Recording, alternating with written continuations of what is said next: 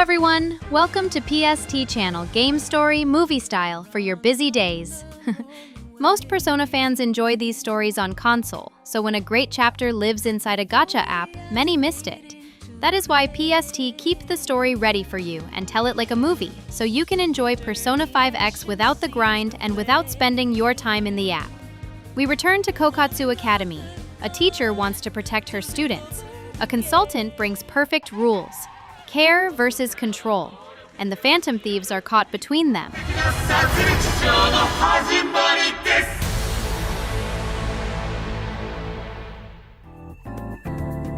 Nagisa and Motoha visit the airsoft shop on Central Street.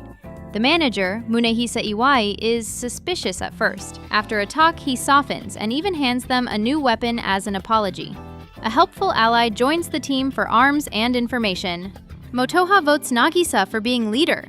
They take a rooftop as a temporary hideout. Lufel suggests using Miyazawa's treasure to help search for the next palace. Motoha also mentions a new teacher will arrive for the middle school.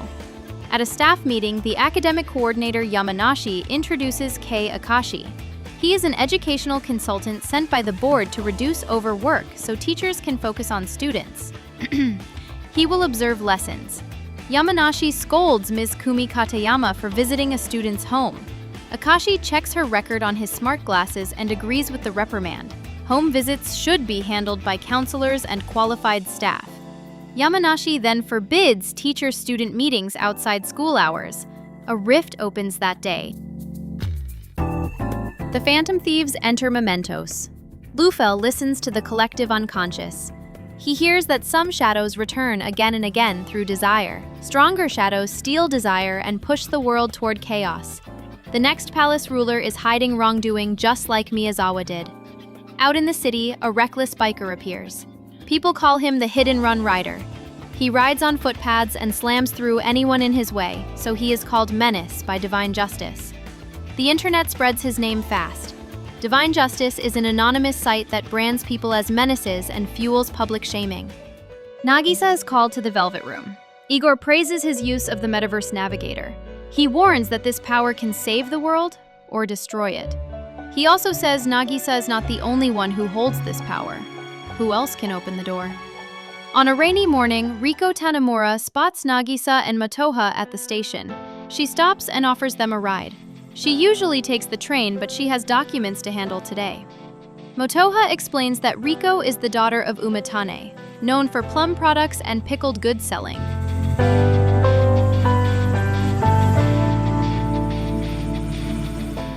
At the school assembly, Akashi is introduced to the students and invites them to bring him their requests. Later, Yamanashi presents Riko to Akashi. He dislikes how Yamanashi orders a student around. Riko says she wants to support the teachers. Akashi's tone softens and he accepts her help. Shun invites Nagisa for ramen lunch. At a vending machine, two girls block the way and start a stunt. They are about to spray a lighter to make a flame like the Menace online to increase video's views. Ms. Katayama slaps the flame away, warning it's dangerous and troublesome to others. The girls record that moment and accuse her of hitting a student. Shun steps in to stop them and they record him too, calling him violent. Akashi tells Ms. Katayama to speak with him. He will review the video and return the phone. He asks Riko to talk to the girls. Ms. Katayama replies that guiding students is a teacher's duty.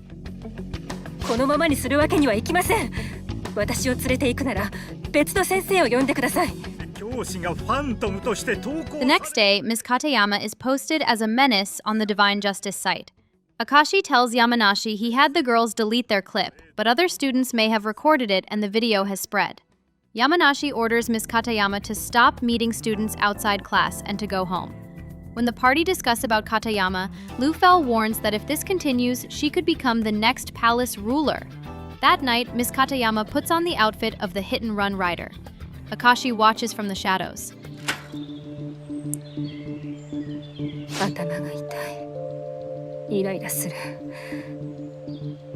At lunch, Nagisa, Motoha, and Tomoko go to buy bread. The same two girls block the shop to stir trouble again. Tomoko suggests asking Riko to settle it since teachers are powerless when students create scenes. Riko steps in and tells them to stop. They refuse. Akashi warns the girls not to upload more videos and says he will handle it. Yamanashi then blames Riko for the growing student issues and says it burdens Akashi. He also says students should manage other students. Riko accepts this duty, hoping Yamanashi will have a higher opinion of her. She thinks Akashi will not abandon someone unless they're getting in his way. She feels uneasy to trust people with feeling and relationship. Motoha and Motoko confirm that they are willing to help Riko without earnings. They worry about her change. Lufel says he can find palace rulers if he knows a full name, yet the target is still unclear. Motoha shows news about the hit-and-run rider to Nagisa and Shun and suspects Miss Katayama. Soon after, Miss Katayama meets the three after seeing Miyazawa's confession in case of food fight announcement. She worries if they were connected to Phantom Thieves in Hiromu's case. Akashi appears and cuts the talk short. He reminds them that meeting students outside school is forbidden. The team returns to the metaverse.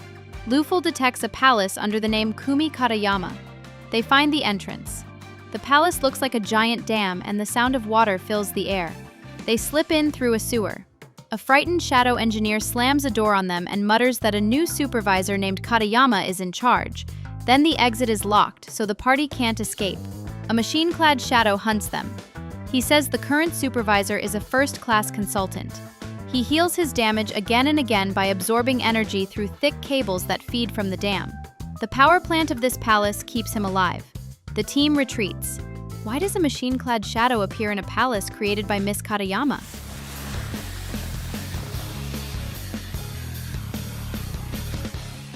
Outside, Motoha guesses that the machine-clad shadow is Akashi. Lufel confirms the palace belongs to Miss Katayama, but her mind may have built a version of Akashi inside. To beat an enemy that will not die, they must learn the tie between the two. They visit Yamagoshi's restaurant and speak with Masa. Lufel talks, but only people with strong desire can understand him. Yamagoshi and Masa have desire, just not strong enough. Masa explains Miss Katayama's past. Both he and Miss Katayama were ex-delinquents. She was called Lighting Legs, one of 4 gang leaders in the city. She chased bullies by bicycle near the Arakawa River and gave them quick justice. She once kicked down an entire gang from another school with her left leg. Her nickname came from the light she strapped to her bicycle when she chased her gang's motorcycles at night. Masa says Katayama's parents did not get along, so she had no real home. She always stopped for ramen before riding to the dam. She kept getting into fights until her homeroom teacher saved her. After that, she studied hard to become a teacher, while Masa learned ramen recipes. When asking about Akashi, both Yamagoshi and Masa say they do not know him. 俺は聞いたことねえな。俺も知らないね。その人がどうかしたのかい？私が得意なことで先生方のお役に立つのは。The next day, Ms. Katayama sees that Yamanashi has assigned Riko the task unrelated to student. Ms. Katayama tells Riko not to live as a perfect model for everyone. Children should live freely until they find their path, and adults should support them.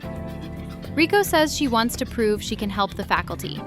She is expected to inherit Umetane and believes she must work hard.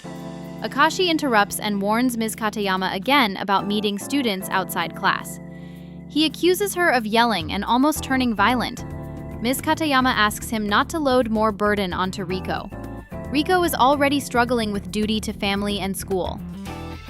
Yamanashi arrives, sees the scene, and calls Ms. Katayama a violent teacher. The 2 girls follow him and brag that Akashi will help them with the videos. After they leave, Riko realizes that Akashi, Yamanashi, and the girls are framing Ms. Katayama.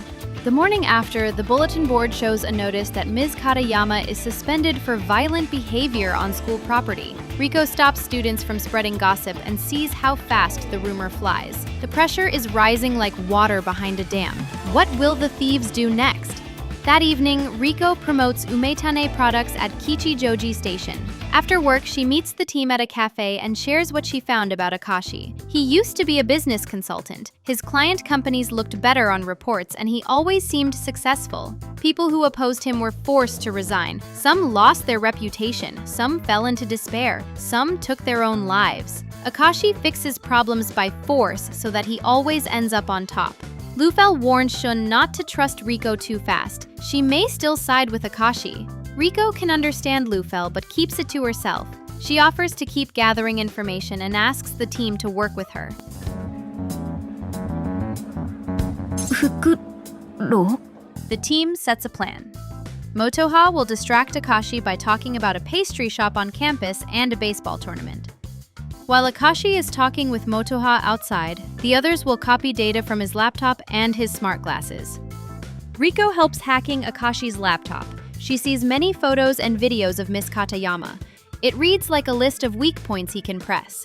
He also keeps every clip recorded by the two girls.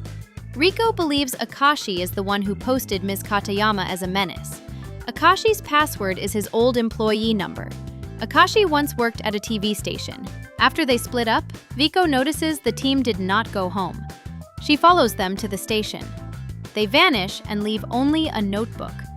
Then a new icon appears on her phone. It is the Metaverse Navigator. She taps it and steps into the metaverse.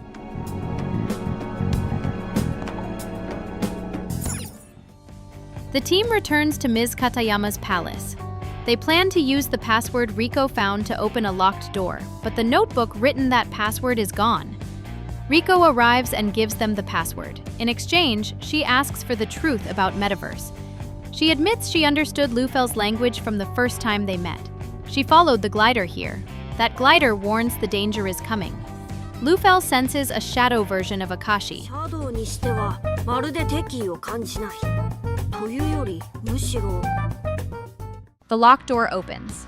Inside, a projector shows what Miss Katayama's desire. It shows the moments when she was punished for doing her duty as a teacher. When Shun was fired after splashing water on a television critic, Miss Katayama begged the station and many people to protect him. When Riko was a first year and stopped seeing friends because of heavy duty as committee leader and as family heir, Miss Katayama spoke to Riko's father to ease the pressure. But Riko did not accept it then. These memories should build a teacher, but it turns into chains. Miss Katayama's desire to protect students is being condemned. It is twisting into something forbidden. Her heart is close to giving up. Motoha says Akashi's consulting forces teachers to look away from students and piles work onto Riko. Akashi has twisted Ms. Katayama's desire. This place should be his palace, yet it wears her name. Why? Shadow Katayama appears and tells the team to leave. Her movements show she is being controlled. She attacks, but the team defeats her. Then Shadow Akashi steps out. He says he is the one controlling her. He declares that both he and Ms. Katayama are rulers of this palace. The team pushes him back. He turns Ms. Katayama against Riko, who looks like the weakest link. Ms. Katayama resists. Riko feels the bond between student and teacher and stands up. Akashi mocks her feelings and moves to strike. The glider spreads its wings and shields her. It speaks its true name, Chiyome. Riko's persona awakens.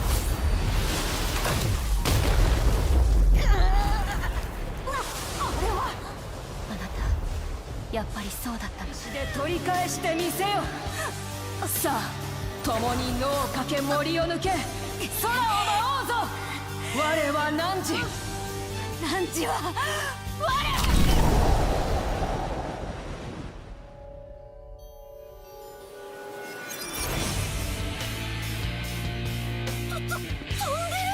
あれもペルソナなのか。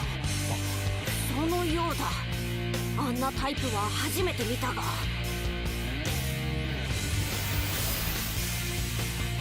全てを見定めて。千代め。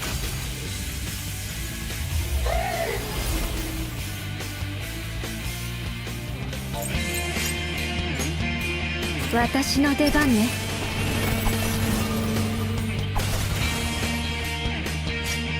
ペルソナ受けてみろ。 Riko collapses from the strain. The team retreats to the real world. Lufel explains that Chiyome had been supporting Riko even before this. When Riko chose to help the team, her desire bloomed. That is why her persona could awaken. Miss Katayama's heart is still in danger. Akashi still holds control inside the palace. The team gathers what they know. Miss Katayama's palace is a dam because her emotions are held back and pushed in one direction. Inside it, the machine-clad Shadow heals without end by siphoning energy through cables from the generators. Shadow Akashi claims control over Miss Katayama. Both he and Miss Katayama rule here even though a palace should have a single owner. The rules feel broken. Every minute the dam keeps running, her desire drains. They set a clear plan. Learn the real tie between Akashi and Miss Katayama and cut his control. Break the endless healing of the machine-clad shadow.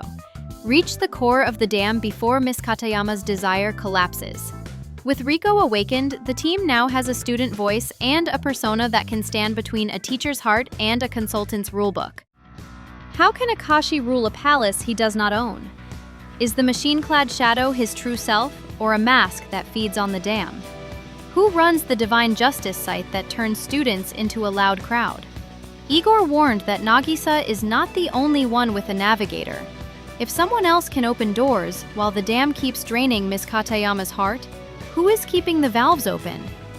And that's the full story of Persona 5X Phantom Palace 3 Phase 1.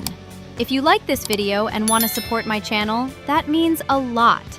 I made this channel for fans who love game stories but don't have time to play. On PST, you can enjoy them like a movie. If that's you, let me know in the comments. Until next time, take care, and I'll see you in the next video.